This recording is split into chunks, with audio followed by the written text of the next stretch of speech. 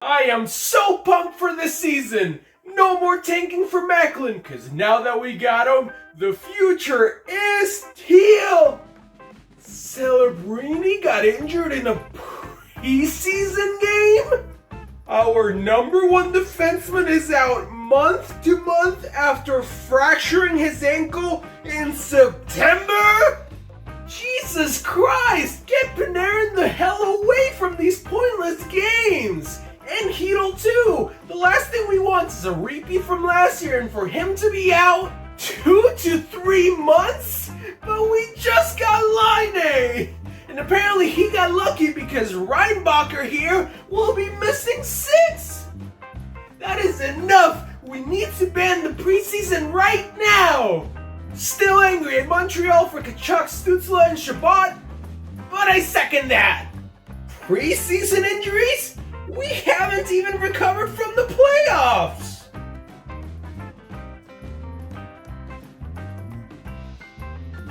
It's been 3 months since we traded Allmark, and I thought that was an indication that the Swayman contract was a done deal. But now it's October and Cam Neely is publicly feuding with Swayman's agent? Oh god, this can't possibly mean the Bruins are starting Korpisalo! Normally I'd feel sympathy for a team getting screwed by management, but we did get Allmark out of this mess. Add him to the Amadio Perron and Cousin signings, the Pinto extension, and boom! We are back to contending, boys! Okay, this year is definitely championship or bust. I am all for Leon becoming the highest paid player in the league, but once it's time to pay Bouchard and Ben McDavid, we're gonna need a lot more than Evander Kane's LTIR cap space. And with how much everyone else hated the Bowman hiring, we gotta be ready for worse stuff than just offer sheets. Correct, 100 crates of ketchup to Edmonton, Alberta, please. Way to stick it to Bowman with the Broberg and Holloway offer sheets, Army. I am a little disappointed with Krug being ruled out for the season. Should have kept Petro in the first place, but we did lock up Wojnarowicz for 6 more years. Not to mention we had front row seats for the first goal ever scored by the Utah Hockey Club in preseason. Keller just got announced as our new captain, Gunther signed an 8-year deal, and hell, we're offering the most reasonably priced concessions menu in the entire league, but all everyone wants to talk about is the own goal and the plain black uniforms. I knew we should have gone with Utah Jazz Purple. With this being our 50th anniversary and Ovi nearing the goal scoring record, you already know we had to bring back the best looking jerseys in the entire league with the Screaming Eagle. We might have gone a little overboard with all these jersey patches, but I guess we need that TikTok money after buying Cap Friendly this summer. Well, there could be worse jersey sponsors than a hospital, I guess. I'm still not over Stamkos leaving, but if anyone else has to wear the C, I'm glad that it's Hedman. Even if it looks hella cheap in these new Fanatics jerseys. Oh well, I don't really care as long as we have a healthy Big Cat to kick off the season! Breaking news from Top Hockey Insider Vince Dunn! It'll be 4 more years of the Big Cat Adam Larson!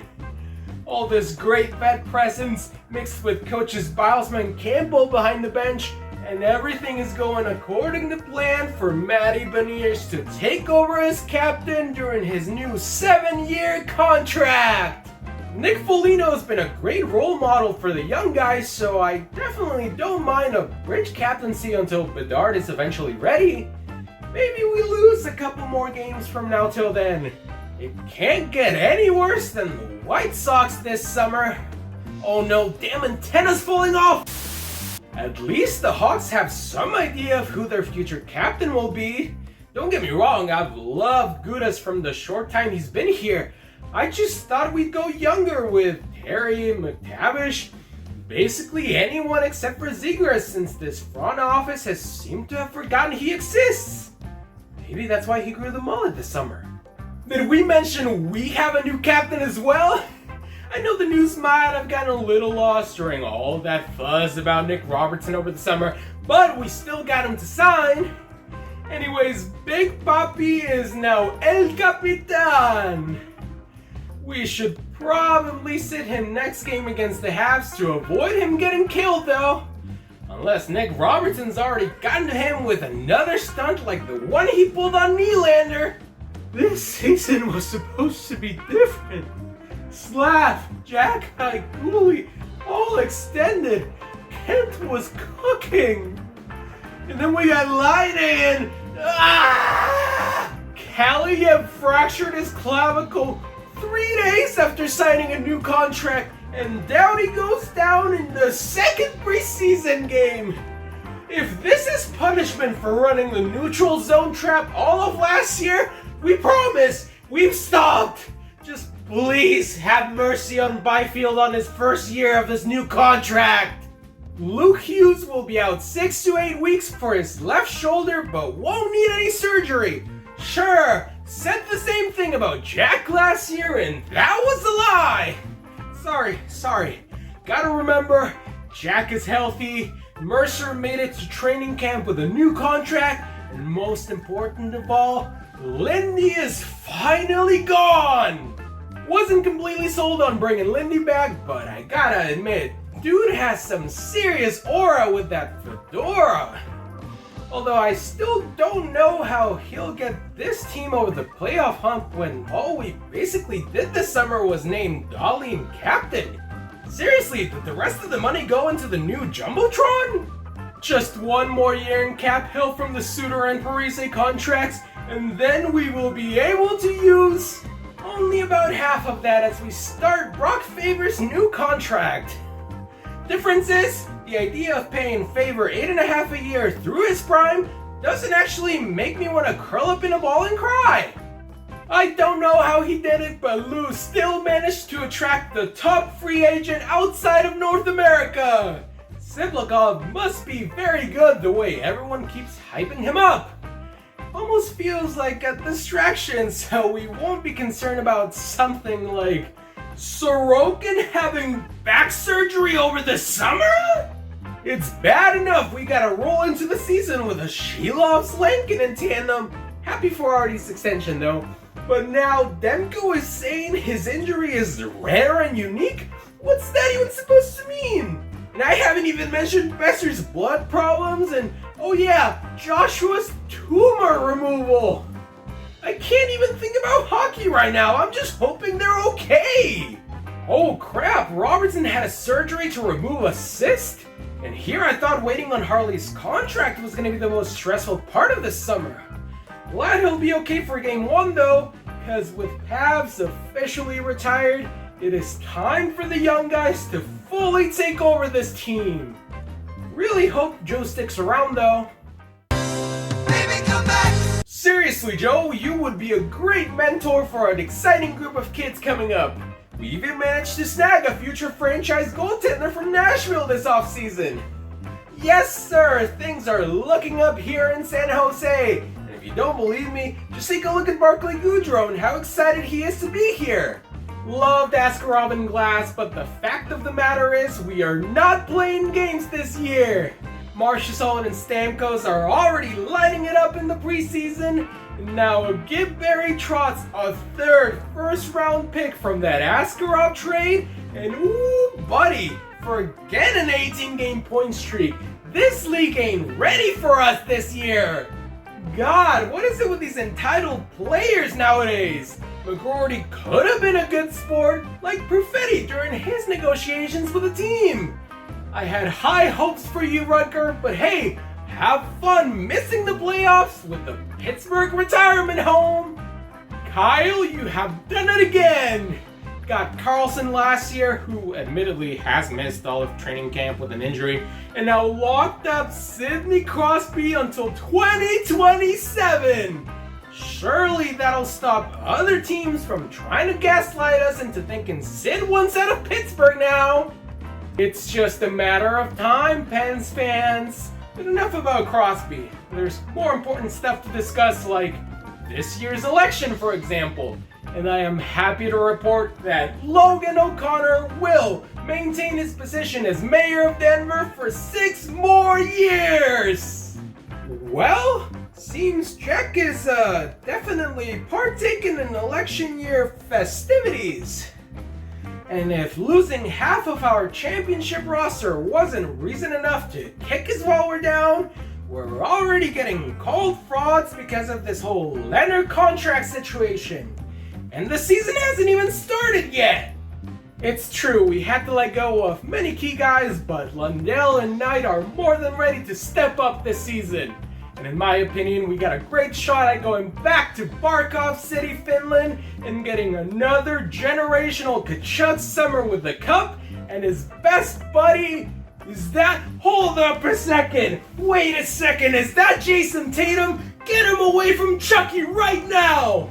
The Tigers just won a playoff series, the Lions are still looking good, and the Pistons, well, they haven't had a chance to disappoint me yet.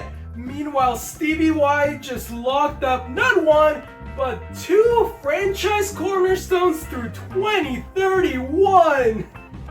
And hey, we even reunited Tarasenko with Kane, cause that obviously worked out so well for New York 2 years ago. Oh great, Trouba's back, and so is Lindgren and pretty much everybody else. It's not like we begged Drury for any changes this offseason, you know? But hey, if this really is the last crack with this core, then they better make it count for Sam Rosen's farewell season.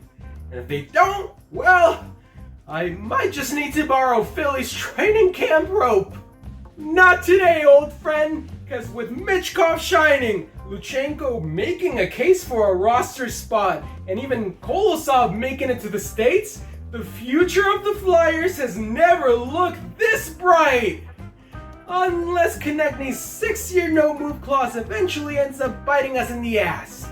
Not gonna lie, Tulsky almost had me after that rough July 1st, but he did his due diligence to avoid arbitration with Mr. Overtime, and even deferred some of Jarvis's cap hit in his brand new 80-year deal. I am so glad to put this behind us, because fumbling a contract this important to the team would have just been baffling. And we claimed Yuri Patera off waivers. Yeah, I think I'm just gonna go watch reruns from our 65-win season. Hey y'all, just a couple quick things I want to include at the end of this video. First of all, I want to send my well wishes to everyone down in the southeastern US who has been dealing with the hurricane the past couple of weeks. I hope y'all are staying safe and looking after each other. The other thing is, as you might have noticed, there wasn't a Calgary fan reaction or a Blue Jackets fan reaction in this video, and the reasoning behind that is because of Johnny and Matthew Gaudreau's sudden passing this summer. I kind of debated what I wanted to do with these 2 reactions for this video specifically. At first I thought maybe I'll just talk about the other things that happened, like the new contracts for the up-and-coming talent both teams have, new coach for Columbus, that kind of stuff.